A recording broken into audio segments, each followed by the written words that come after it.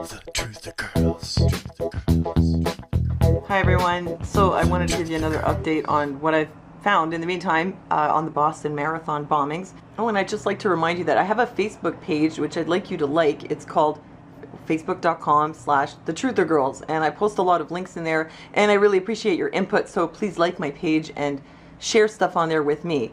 It's just a week since that happened, and already you have a representative in the Congress saying that it was a black ops terrorist attack. So a lot of people do think it's a false flag, and more and more information is coming out that's very suspicious. And what I really want to focus on here is this whole thing about, whether maybe Tamerlan is still actually alive. Was he the naked man, or is he actually dead? What did happen, and what happened with the shootout? The aunt, Maret Tsarnaeva, she said that she was convinced that the naked man was Tamerlan, the older of the two brothers. Although in my other video I pointed out that, well, if Tamerlan was over 6 feet tall, it didn't look like the naked man was that tall, but when you look at the face and the hairline, it really looks like it could be him. But how could this be? Because Tamerlan ended up in the morgue. The pictures of that have also now surfaced, and people are looking at them trying to figure out whether it's really him. Well, now, his own mother, Zubaydat Tsarnaeva, she also says that she doesn't think Tamerlan is really dead. She says that she saw the picture, which I guess she means the morgue picture, and that the guy in the morgue picture had half the body that her son had, meaning, I guess what, was less muscular. She doesn't think it's her own son. She said she also saw the video, and she thinks that that is Tamerlan. And the video, that would be the naked man. The naked man is a lot more buff. Okay, so what really happened with the shootout? There's this guy, Andrew Kitzenberg, who was posting live updates on his Twitter account, including photos, and he had all these photos from the shootout that happened in Watertown, which took place on Laurel Street down here, and the naked man was arrested here at Nichols Avenue and Dexter. So Andrew Kitzenberg took all these pictures and he had posted them on the web, but they've since been taken down. However, of course, lots of other people had downloaded them, and they are still available, and some of it is here in this article on Blacklisted News. Exclusive photos, Boston bombing suspect shootout pictures. So what you see here are two guys who look like the brothers behind a black SUV and pointing a gun at the police, who are way down the block. And then at some point, one of them apparently ran towards the police. Now, I find that weird. Like, you've just got a gun and there's a whole bunch of cops. Why would you run towards the cops? Because they're probably going to kill you. Probably. And then the other one, the younger one, he gets into the black SUV and drives towards the cops and breaks through the barricade, but apparently does not run over his older brother. So this is contrary to the narrative. Just breaks through the police barricade. I gotta wonder, though, why didn't he go the other way? Maybe I'm overlooking the obvious. Maybe the other way was a dead end, and that there's some really simple reason why he didn't go that way, like it was a dead end. But otherwise, you kind of have to wonder, why did he drive towards the cops? Anyhow, this brings me back to the naked man. So there's a picture of the man who supposedly was the naked man, but this guy's got red hair. He's lying down fully clothed. That's supposed to be the guy who turned into the naked man. But it doesn't look like the naked man. He's got totally different hair. Naked man looks like Tamerlan. It's possible that the guy lying on the floor wasn't the naked man. It is possible that Tamerlan went toward the police because maybe he was in on it. Maybe he knew that they wouldn't kill him, or thought they wouldn't kill him. Maybe, in fact, they did not kill him. They stripped him naked, put him in the car, and that's the naked man. It's possible. It's possible. And these guys, they may really be patsies, like patsies who are going to take the fall for it, who didn't actually do it, but who are somehow involved. Anyhow, more about the official story doesn't make sense. It's now come out that only a single gun has been recovered from the accused bombers. They now say that a single gun, a 9mm semi-automatic, was recovered around the scene of the shootout. And this is the only gun they have found, and that they did not get one from Johar, who was found in the boat, which goes to show that he couldn't have shot himself.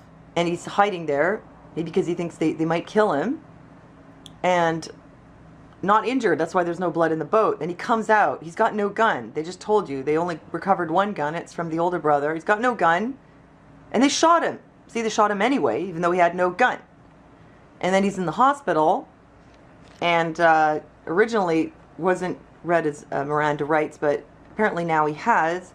And now, suspected Boston bomber receives all-star defense team.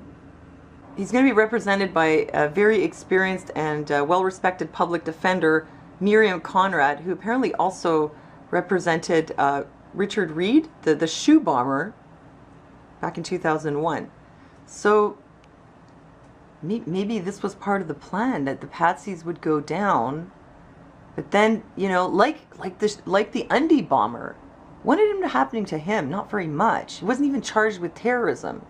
So maybe this is like the deal they made him. Okay, you admit to it, say your brother made you do it, or whatever, but you're not going to get the death penalty, you're not going to be charged with terrorism, we're going to get you this good lawyer, and you're just going to do some time. You know, maybe something like that. Maybe they had dirt on these guys from before, and that's how they were able to blackmail them into becoming FBI Black Ops patsies. I mean, who knows? It does sound like the younger one, Jahar, he seemed like a nice person. Everybody who knew him said he was a great guy. He was an angel. The worst dirt that I could dig up on him was someone saying that he had once covered their couch with string cheese and brought their cat upstairs for no reason. So, you know, I don't know. I mean, is that really that bad, to bring a cat upstairs for no reason? I'm sure he had his reasons. Maybe he just wanted to spend time with the cat. But that doesn't make him a terrorist. Oh, and here's another thing that doesn't make any sense. That apparently when the brothers carjacked the Mercedes SUV, they told the driver that they were the ones who'd done the Boston Marathon bombings and that they were headed to New York City. I really don't think that anyone who had just done that would say that to anyone. Why would they do that? That would be ridiculous. That would be totally stupid. They did have some dirt on Tamerlan Tsarnaev. He apparently had been involved in an unsolved 2011 triple homicide where 3 people were found with their throats slit and covered with marijuana. So maybe he was sort of recruited into the black ops by the CIA and FBI and told, like, okay, we're going to put you in this program, and that way, you know, you won't go down for this murder, but you have to work for us now. And then they could get him to participate in something like false flag like this, and see to it, promise him, and then see to it that he would not actually die. It would be made to look like he died. His death would be faked, when in fact he'd be like taken into custody and then, you know, sent somewhere into hiding somewhere in the world. It's possible. However, in this article, their mother is quoted as saying, "I wanted to scream to the whole world, what did you do? What have you done with my son? He was alive. Why did you need to kill him? Why did you send him to Guantanamo or whatever? Why did they have to kill him? They got him alive. He was in their hands." So it looks like, in the end, they did kill Tamerlan. So they may have promised him safe haven in Bora Bora drinking Mai Tais, but it looks like they didn't come through. And his mother, in fact, believes that the picture in the morgue was actually her son. Anyhow, people are either taking the side that these guys did it, they acted alone, they believed the official narrative, you know, this is what it was. And other people are taking the opposite view that the whole thing was fake, or it was a total, like, black op, which I think it was a black op. But these guys weren't involved at all, they just happened to go there, and then they just got it all pegged on them. But I think it's possible it's somewhere in the middle. And so now he's not going to get the death penalty. It's going to be like with the other guys, you know? Not going to end up in Guantanamo or something. Anyhow, let me know what you think. And don't forget to like my Facebook page and leave me your comments and your links there. And thanks for listening to me, and I'll see you next time.